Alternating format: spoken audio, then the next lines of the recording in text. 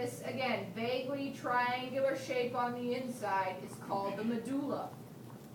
Again, not great because of the camera, but when you look through it, and I will let you use color on this one because I know that we only have 2 adrenal slides and they're both the same color.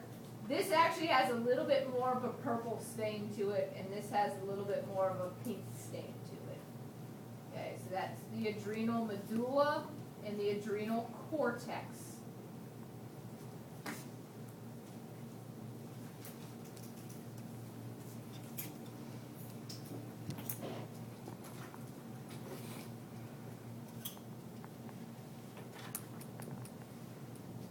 Okay, what kind of tissue is this?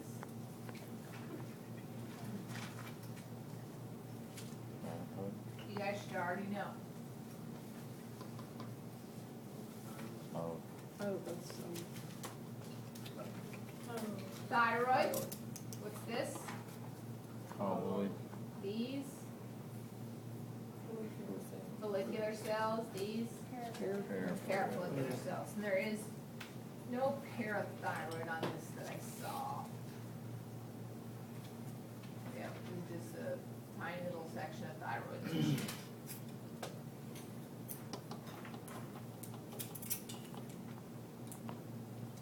Okay, what tissue is this? Ovary. Ovary, good. That's a Graafian follicle. Huge fluid-filled follicle with the oocyte or egg on the inside. If there's any other follicles. Oh, there's another Graafian follicle. That one's much larger. Okay. This is the fluid section. That's the oocyte or the egg. No corpus luteum on that slide.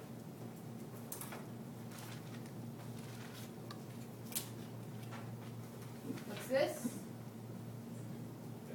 Testes. Testes. This is a Seminiferous tubule. these. Spermatozoa. Spermatozoa. This. Leydig cells. Leydig cells. Good.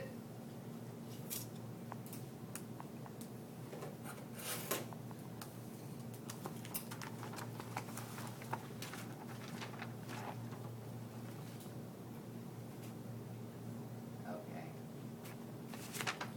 This is duodenum. This is part of the small intestine. What gives it away is the small intestine is up here. For anybody who remembers 201, this is simple columnar glandular epithelium up here. And down here is actually smooth muscle. So the absorptive cells of the small intestine are up here, and the smooth muscle of the small intestine is down here.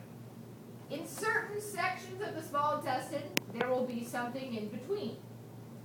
This is Brunner's gland, or the duodenal gland.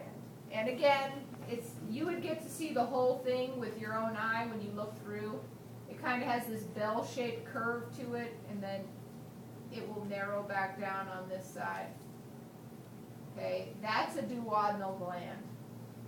Again, simple columnar epithelial, and then smooth muscle. And wedged in between it is the duodenal gland. And it takes on this kind of, it's going to get bigger, bigger, bigger, and then it's going to come back down and get smaller on each end. That's a duodenal gland. When you look at it with your own eyes, just on 4X, you'll be able to see the entire structure.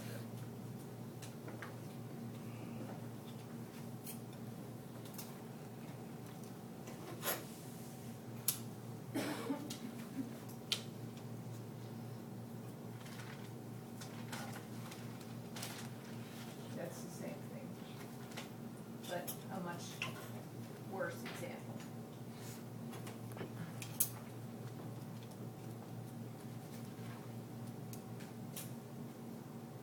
What's this? Ovary. Ovary, what's that structure right there? Graafian follicle, yep.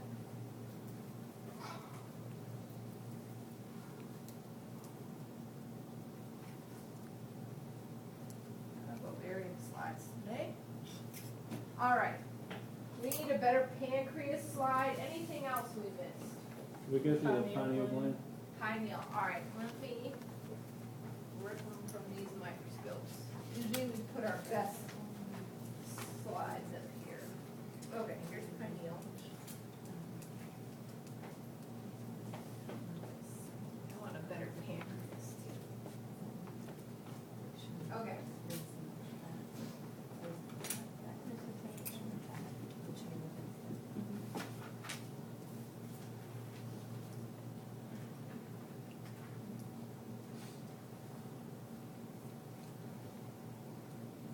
Okay, so again, pancreas, because we see these little perfectly round missing circles. Find a good, there's one. Okay, here's a few. Here's an islet, there's one, there's one. They should have a different density than the tissues surrounding them. Let me get a little bit closer.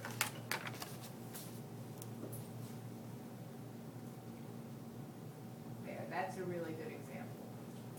Okay, this would be something I would test you on. This is the pancreatic islet. Okay, they're almost perfectly round, and the cells inside of the islet look a little bit less dense than all the cells surrounding them. It's all a gland, so that's the unfortunate part. This is exocrine in nature, and these are endocrine. So it's still all round and plump and dense, but the exocrine function is so strong that these ones pick up more stain. So that's why I say these islets, they're perfectly round, and the cells actually look a little bit less dense than everything else around it. So there's one.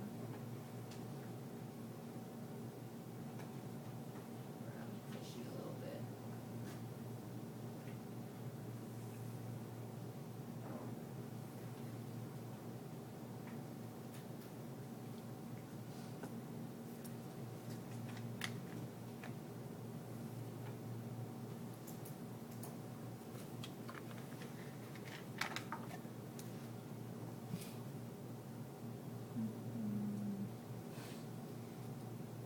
When we're tested, is it gonna be like this view, or is it gonna be from a distance, more the distance? It's, for pancreatic islets, I'll get close enough so that you can see the density of the cells. Again, it's only 1% of the cell, so 99% is this exocrine function. There's one. Only 1% turn into these little clusters of cells. That's why sometimes you have to search for a while to find them. Okay, there's one here. Anybody see where it is? That center. Yep, right there. This is one of those things your eye has to kind of get used to looking for them. There's one there. See, it is quite large. Right there. Okay. Don't change from that real quick. Okay. And again, you're right, you're welcome. I'm on 10x. On 4x, the easier thing to see is actually when they're missing than when they're present. One missing there. You can scan a little bit quicker and see that these perfectly round holes are missing. Alright, so we're gonna put that one back.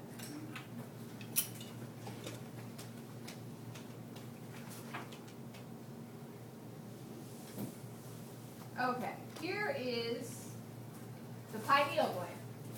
The most defining feature of the pineal gland is something called brain sand, and they are these almost crystalline-like formations inside of the pineal gland. We don't know what they are or what they do. We just know that as we age, we get more quote-unquote brain sand in our pineal glands. Okay, Always a darker color. they're always a darker color, and they always have this very crystalline, kind of jagged look to them. So whenever I expect you to identify the pineal gland, I will always make sure the brain sand is in your field of vision. Any other slides on the list we didn't hit? Get them all? Yep.